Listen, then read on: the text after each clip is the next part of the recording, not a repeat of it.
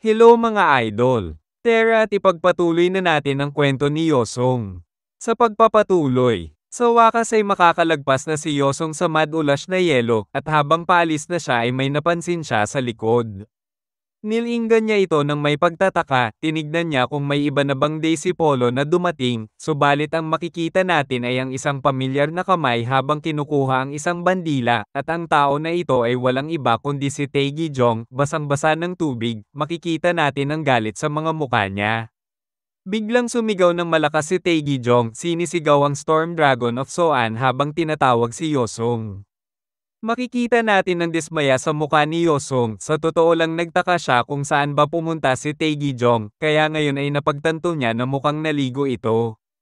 Makikita natin na galit si Taegi Jong, sinasabi niya na kahit anong mangyari ay siya ang magiging first place, agaran siyang tumakbo papalapit kay Yosong, ang layunin niya ay maabutan si Yosong at malagpasan ito.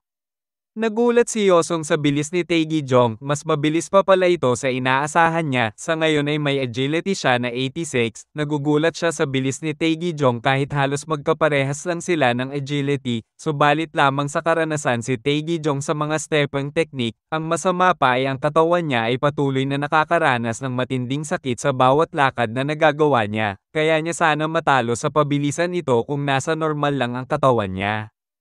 Patuloy na tumatakbo ng mabilis ang dalawa, parehas sila ayaw magpatalo, habang si Taegi Jong ay patuloy din sa pagsigaw ng pangalan ni Yosong. Subalit biglang nag-activate na naman ang electrified status effect, ramdam ni Yosong ang sakit nito kaya bahagya siyang bumagal, dahilan para makakita si Taegi Jong ng opening sabay gumamit siya ng teknik na Golden Flight, kung saan makikita natin na may pumilibot na golden aura sa buong katawan niya, sabay takbo ito ng mabilis kung saan nagmistulang si Son Goku ito ng Dragon Ball sa bilis at agaran niya na lagpasan si Yosong ng walang kahirap-hirap, habang si Yosong ay makikita natin ang hirap ng pinagdadaanan niya na halos babagsak na ito. Habang papalayo na si Taegi Jong ay patuloy ang pagyayabang nito, sinasabi niya na labas na sa liga si Yosong, hinding-hindi kayang talunin ng isang walang kwentang mandirigma ang isang mandirigma na nanggaling sa prestihiyosong tahanan na tulad niya, ipapakita niya kay Yosong kung gaano siya kalakas kumpara dito. Habang nanghihina ay unti-unti ng pumipikit ang mata ni Yosong, hindi niya matanggap na palayo na ng palayo ang distansya nila ni Taegi Jong.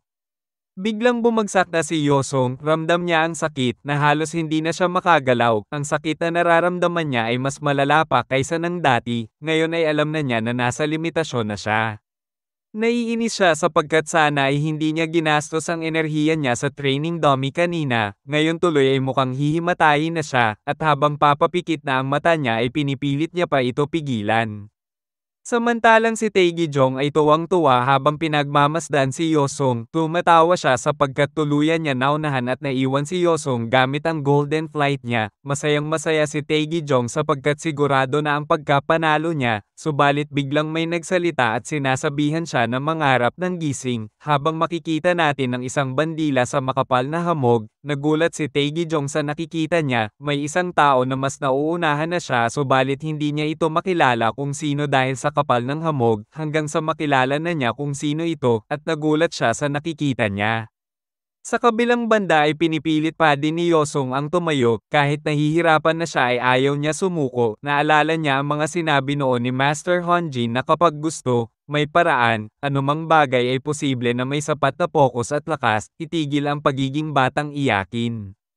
Habang naalala niya ang mga ito ay akala niya na puro kalokohan lang ang sinasabi sa kanya noon, ngunit ngayon napagtanto niya na ang mga salita ni Master Honjin ay ang lahat na mayroon siya ngayon, sa isang tiyak na paraan, ay ang mga salitang iyo ay kaparehas ng palaging sinasabi sa kanya ng kanyang ama, kung ang kagustuhan pa magpatuloy at lumaban ay maihahambing sa pagsusumikap, kung ganoon ay titiisin niya ang sakit, titiisin niya hanggang dulo, makikita natin na tuluyan ng nakatayo si Yosong, makikita natin ang determinasyon niyang ipagpatuloy ang pagsusulit kahit pa sobrang sakit ng nararamdaman niya. Noong una niyang makuryente, itinulak niya ang sarili niya sa limitasyon para lamang makapunta sa bundok Jongnam para sa pagsusulit. Mas lalong lumala ang electric shocks nung ginamit niya ang surge of seismic strength sa unang pagsusulit. At ang sakit ay naging mas malala na halos hindi na kaya tiisin nung winasak niya ang training dummy, ang akala niya ay kakayanin niya peren ang sakit, subalit nagagawa na lang niya makatayo at magpatuloy dahil na lamang sa kagustuhan niya. Kada lakad niya ay inilalagay siya sa matinding sakit kung saan ay kinukuryente siya mula ulo hanggang paa kada lapat ng katawan niya sa lupa, gayunpaman ay nagagawa pa din niya maglakad ng medyo malayo, subalit makikita natin ang seryosong mukha kay Yosong at sinasabi niya na mas kailangan niya maglakad na mas malayo pa, at alam niya na magagawa niya ito. Biglang may lumabas na notification na dahil nalagpasan niya ang limitasyon ng willpower niya ay nag-level up ito, tumaas ito ng isa, at dahil doon ay makakakuha siya ng special reward, ito ay ang permanently active martial art, Iron Skin, at dahil sa natanggap na reward ay bumalik ang lakas niya, nakakagalaw na ulit siya ng normal. Kinuyam niya ang kanyang kamao. At naghanda ng tumakbo habang sinasabi na isang hakbang papalapit sa Higher Institute of Murem para maging pinakamahusay na mandirigma sa buong mundo. Sa kabilang banda ay patuloy pa din ang pagtakbo ni Taegyeong. Makikita natin ang inis sa mukha niya na parang may umapak dito. Nagagalit siya sapagkat ang akala niya ay siya na ang magiging first place subalit hindi niya man lang makayanan mahabol ang isang tao na umapak sa mukha niya. Sa sobrang galit niya ay itinapon niya ang bandila na hawak niya, umuusok siya sa galit at napapasigaw na lang siya ng malakas at habang sumisigaw ay biglang may napansin siyang paparating, ang dumating pala ang si Yosong, sinabi ni Taegyeong na nagawa ni Yosong na mahabol siya, habang si Yosong ay nagtataka kung bakit nakatayo lang si Taegyeong at hindi na nagpatuloy sa pagtakbo.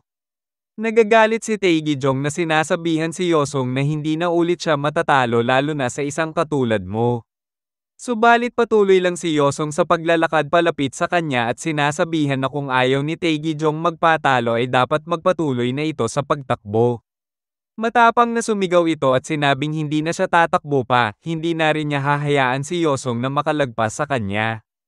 Seryosong tinanong ni Yosong na kung ang pagharang ba sa kanya ay may katuturan, kung sumusuko na ba si Taegyeong sa pagsusulit. Mayabang na tinuro ni Taegyeong ang sarili niya at sinasabi na sumuko man o hindi ay wala siya pakialam sapagkat ang isang katulad niya na may kakayahan gamitin ng Shadow Note para makapasa sa exam, hindi katulad ni Yosong na isang karaniwang tao lang. Seryoso na tinanong ni Yosong ito kung ang gusto ba nito ay ang labanan siya para masigurado na babagsak siya sa pagsusulit, pagkatapos ay gagamitin nito ang Shadow Note para makapasa sa pagsusulit, sinang ayon na naman ito ni Taegyeong.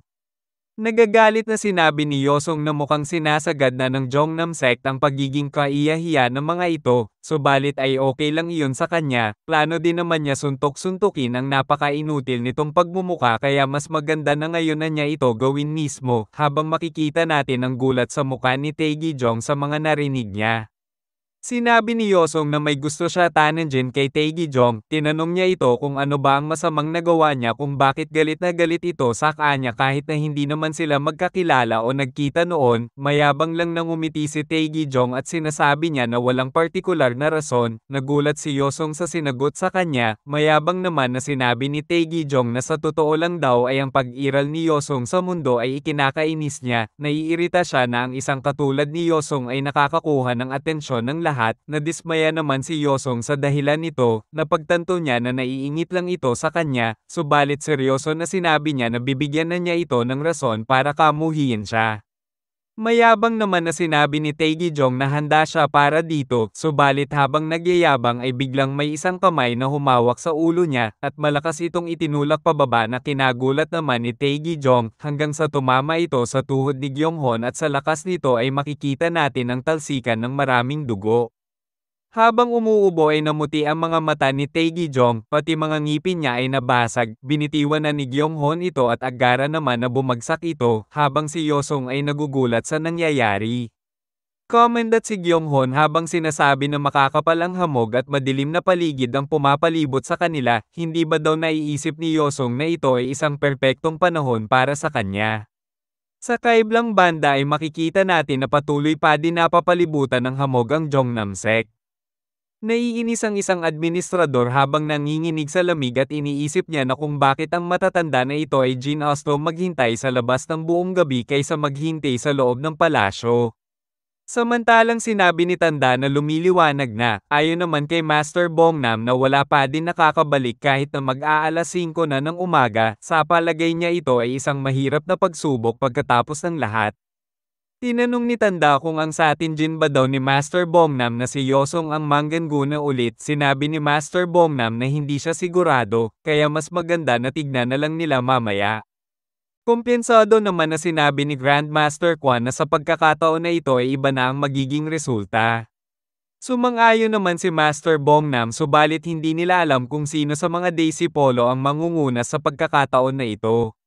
Sa kabilang banda ay sinabi ni Yosong na kung bakit nandito na naman si Gyeonghon, subalit sinabi ni Gyeonghon na ang akala niya ay matutuwa si Yosong pag nagkita ulit sila, ayon naman kay Yosong ay palaging nagpapakita si Gyeonghon sa panahon na hindi niya inaasahan. Makikita natin ang walang malay na si Taegyeong na nakadapa sa lupa, nababahala na pinagmamasdan ito ni Yosong kung buhay pa ba ito, subalit sinabi ni Gyeonghon na huwag mag-alala si Yosong sapagkat hindi niya naman ito pinatay sa pagkakataong ito, hindi rin kailangan ni Yosong magpasalamat sa kanya sa ginawa niya. Tinanong ni Yosong kung ano ang rason bakit palagi siya sinusundan ni Gyeonghon, subalit agaran naman sinabi ni Gyeonghon na unang-una sa lahat ay hindi niya ito sinusundan, nasa lawa ng tiyan talaga siya dahil sa taong hinahabol nila, pangalawa ay nagpakita lang siya sapagkat masaya ito na makita ulit si Yosong, isa na din sa dahilan ay nabob-oring siya. Tinanong ni Yosong kung iyon ba ang rason bakit inatake nito si Taegyeong, tumatawa naman na sinabi ni Gyeonghon na natural lang na parusahan ang mga nagkakasala, kaya walang dapat na ipag-alala dito. Pahabol pa nito na hindi lahat ng masama ay nasisisiyahan sa masasamang gawain, o kaya pwede din isipin na tinulungan niya lang ang kasamahan niya para mas madali maintindihan, na kinadismaya naman ni Yosong sa sinabi nito. Seryoso naman sinabi ni Gyeonghon na hindi pa siya nakakakilala ng isa pang Prime Evil Incarnate dati, kaya nasurpresa siya nang malaman na kabilang si Chorang yung sa kanila. Nagulat si Yosong sa nalaman niya, napatanong siya ng Prime Evil Incarnate, tinanong ni Gyeonghon kung first time din ni Yosong na makakilala ng kapwa niya Prime Evil Incarnate, hanggang ngayon ay ang akala ni Gyeonghon na si Yosong ay si Chorang. Nagulat si Yosong sa revelasyon na nalaman niya na si Gyeonghon Bukli ay isang Prime Evil Incarnate. Ang Prime Evil Incarnate, dahil sa kanilang likas na koneksyon sa 5 pangunahing elemento, sila ay natural na inangkop sa martial arts at ki training. Gayunpaman, nangangahulugan ito na mayroon silang natural na pagkakaugnay sa demonic arts, kaya Prime Evil Incarnate ang tawag sa mga tulad nila. Habang tinitignan ni Yosong ang kamay niya ay hindi siya naniniwala na isa din siyang Prime Evil Incarnate sapagkat mahina ang kanyang ki o kaya baka ang dahilan ay ang pagkakaroon niya ng pangalawang buhay. Sinabi naman ni Gyeonghon na itinuturing niya itong isang sumpa ang pagiging Prime Evil Incarnate na kinagulat ni Yosong. Ayon pa kay Gyeonghon na hindi niya ginusto magkaroon ng isang halimaw. Pinagpawisan naman si Yosong sa narinig niya at nagtaka siya kung anong halimaw ito. Nakangiti na sinabi ni Gyeonghon na mayroong isang Dark Fire Dragon na naninirahan sa kaliwa niyang kamay. Nagulantang si Yosong sa natuklasan niya, ngayon ay napagtanto na niya na ang apoy na lumabas kay Gyeonghon noon ay dahil sa Dark Fire Dragon. Nadismaya naman si Yosong na kung nagkataon na isa din siyang Prime Evil Incarnate ay ang meron naman siya ay isang Thunder Dragon dahil sa kuryente sa katawan niya, subalit alam niya na nakuha niya lang naman ito dahil sa hindi siya nagtagumpay sa mission at isa lamang itong parusa. Sinabi ni Gyeonghon na ang gusto niya lang ay mawala ang sumpa na ito subalit si Yosong ay nagawang gamitin ang sumpa para sa kalamangan at para sa kanya ito ay kahanga-hanga. May binato si Yosong kay Gyeonghon na nasalo naman ito, sinabi ni Yosong na nasa kalagitnaan siya ng pagsusulit kaya wala siyang oras makipag-usap, gusto niya ipagpalit ang karne ng ibon para sa isang sigarilyo, sa kadahilanan na pinapahirapan daw siya ng Thunder Dragon sa katawan niya. Dismayado na pinagmasdan ni Gyeonghon ito at napilitan na lang tanggapin ang alok ni Yosong kaya inabot na niya ang kanyang sigarilyo. Habang hawak ang sigarilyo ay tinitignan niya kung ilang oras pa tatagal ang parusa niyang electrified status at napagtanto niya na aabutin pa ito hanggang bukas.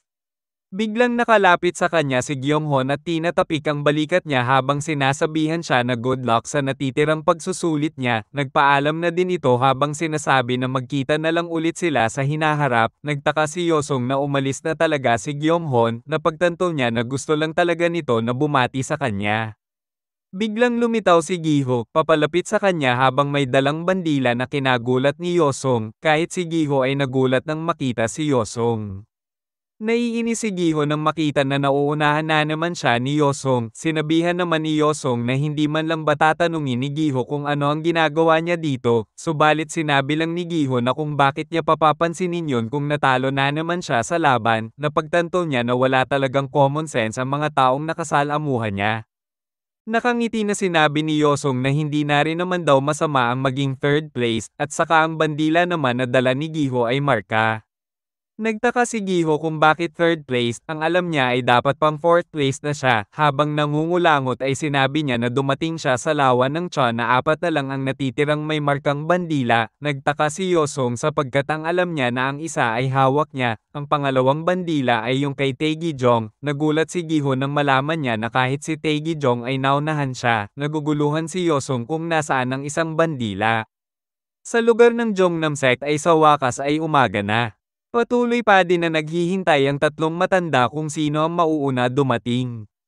Nagulat at nagtaka sila sa nakikita nila, ayon kay Master Bongnam na siguradong iba na ang resulta sa pagkakataong ito tulad ng sinabi ni Grandmaster Quan. Tumatawa si Tanda habang sumasang-ayon. Nagulat si Master Quan nang marinig niya ang sinabi ng mga matatanda. Inabangan na niya kung sino ang dadating sapagkat ang akala niya ay ang tinutukoy ng mga matatanda na ang paparating ay si Taegijong. Tinitignan mabuti ni Grandmaster Quan ang darating habang sinasabi sa sarili niya na kumpiyansa siyang itataguyod ang dangal niya ng kanyang Daisy Polo sa pagkakataong ito. Alam niya na palaging pinag-aaralan ni Taegijong ang pagmamaniobra at stepeng teknik ng may kasiyahan para mapahusay niya pa ang kanyang pag-atake at galaw sa pakikipaglaban, gamit ang Golden Flight, Northern Celestial Steps, Shadowless Ethereal Steps at etc. Sigurado siya na walang makakatalo sa Daisy Polo niya. Biglang napangiwi si Grandmaster Quan sa nakita niya, hindi niya inaasahan ang taong dumating, at ito ay si Soso Chan hawak ang bandila na may marka, habang naglalakad hawak ang bandila ay si Soso ang nanguna sa pangalawang pagsusulit. Nagulat ang mga taga-Merem Alliance sa nakita nila, hindi sila makapaniwala na isang babaeng Daisy Polo ang makakakuha ng first place, ayon pa sa isa na wala pang nagkaroon ng ganitong kaso sa kasaysayan ng Dragon Phoenix exam.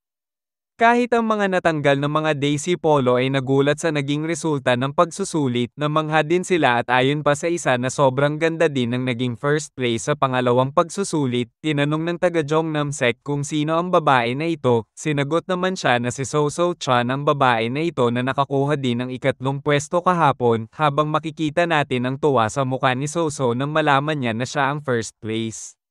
Sa kabilang banda naman ay makikita natin ang sobrang galit ni Grandmaster Quan, hindi siya makapaniwala sa mga nangyayari, para sa kanya ito ay katawa-tawa, at hindi dapat mangyari. Tinanong siya ni Tanda na kung paano niya nasasabi yon, paano naman magiging katawa-tawa. Sinasabi ni Grandmaster Quan na hindi dapat maging ganto kalakas ang isang babae, sigurado siya na may pandaraya na ginagawa ito, 2 beses na ginawa ito.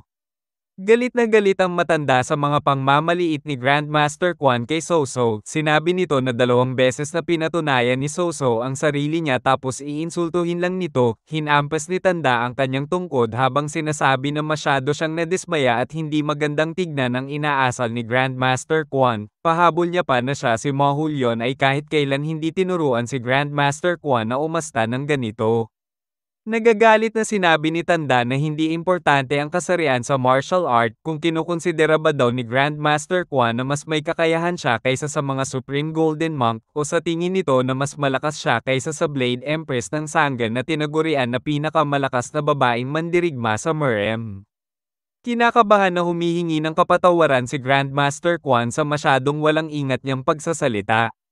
Seryosong nag-abang ulit si Grandmaster Quan at umaasa na kahit man lang second place ay makuha dapat ni Taegijong, kahit papano ay mababawasan man lang ang kahihiyan na binibigay nito.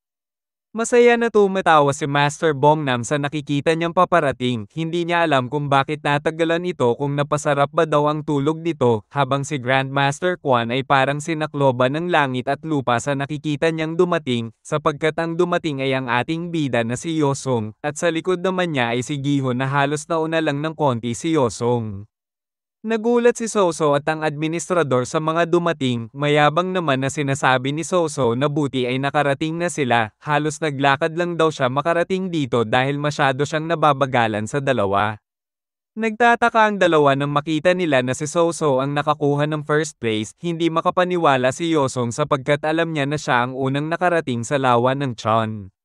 Mapang-asar naman sinabi ni Soso na tahimik niya kinuha ang bandila at umalis, habang busy sa pakikipaglaban si Yosong sa kanyang ama, o sabihin na nila na clone sapagkat halata naman daw na peke. Pagkatapos ay nilagpasan niya daw ang basurang taga Jongnam, nang malaman niya na nasa unahan niya ito. Kinakabahan na tinanong niya si Soso kung nakita nito lahat ng ginawa niya, namumula habang sumisigaw na kung narinig din ba ni Soso lahat ng sinabi niya.